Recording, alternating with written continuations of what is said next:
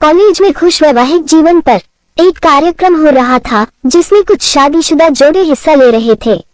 जिस समय प्रोफेसर मंच पर आए उन्होंने नोट किया कि सभी पति पत्नी शादी पर जोकर हंस रहे थे। ये देखकर प्रोफेसर ने कहा कि चलो पहले एक खेल खेलते हैं, उसके बाद अपने विषय पर बातें करेंगे। सभी खुश हो गए और कहा कौन सा खेल। प्रोफेसर ने एक शादीशुदा लड़की को खड़ा किया और कहा कि तुम ब्लैक बोर्ड पे ऐसे 25-30 लोगों के नाम लिखो जो तुम्हें सबसे अधिक प्यारे हों।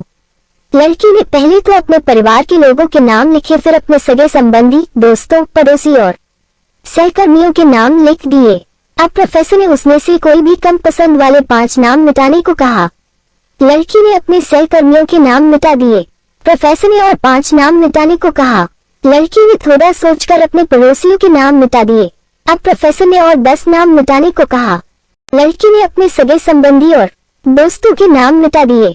अब बोर्ड पर सिर्फ 4 नाम बचे थे जो उसके मम्मी पापा, पति और बच्चे का नाम था। अब प्रोफेसर ने कहा इसमें से और 2 नाम मिटा दो। लड़की असमंजस में पड़ गई। बहुत सोचने के बाद बहुत दुखी होते हुए उसने अपने मम्मी पापा का नाम मिटा दिया। सभी लोग स्तब्ध और शांत थे क्योंकि वो जानते थे कि ये गेम सिर्फ वो लड़की ही नहीं खेल रही थी, उनके दिमाग में भी यही सब चल रहा था।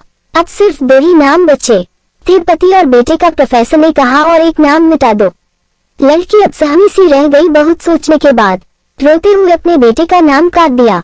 प्रोफेसर ने उस लड़की से कहा तुम अपनी जगह पर जाकर बैठ जाओ और सभी की तरफ गौर से देखा और पूछा क्या कोई बता सकता है कि ऐसा क्यों हुआ कि सिर्फ पति का ही नाम बोर्ड पर रह गया।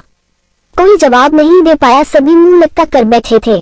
प्रोफेसर ने फिर उस लड़की को खड़ा किया और कहा ऐसा क्यों, जिसने तुम्हें जन्म दिया और पाल पोस कर इतना बड़ा किया, उनका नाम तुमने मिटा दिया। और तुमने अपनी कोख से जिस बच्चे को जन्म दिया उसका भी नाम तुमने मिटा दिया।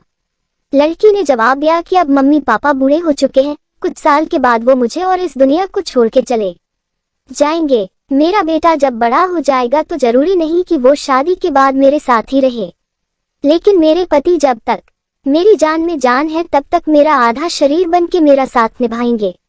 इसलिए मेरे लिए सबसे प्रिय मेरे पति हैं। प्रोफेसर और बाकी स्टूडेंट ने तालियों की गूंज से लड़की को सलामी दी। प्रोफेसर ने कहा तुमने बिल्कुल सही कहा कि तुम और सभी के बिना रह सकती हो, पर अपने आधे अंग अर्थात अपने पति के बिना नहीं रह सकती। मजाक मस्ती तक तो ठीक है, पर हर इंसान का अपना जीवन साथी ही उसको सबसे ज्यादा प्रिय होता है।